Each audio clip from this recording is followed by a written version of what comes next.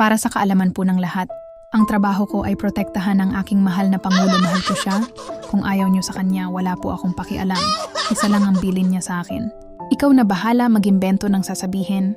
Makipag-ugnayan kan lang sa mga cabinet secretary natin. Wala na ako oras sa ganyan. Basta paniwalain mo lang mga media. Susunod naman yan sa atin, bayad mga yan. Hindi magtatanong yan na wala sa script. Pwera lang ang best friend mo na taga Net Voltes 5. Yan po ang sinabi sa akin ng mahal. Kung Pangulo, mahal ko siya. Pero ang puso ko ay para sa asawa ko lang. Ang katawan ko para sa Pangulo natin. Ngayon po alam niyo na trabaho ko. Wala kami achievement pero kailangan namin palabasin may ginagawa kami. Isa lang main purpose ko sirain ang mga Duterts pagmukhain silang masama sa publiko. Katuwang ko ang mga media na kampi sa administrasyon. Payroll po namin sila. Sa ngayon yan lamang ang masasabi ko.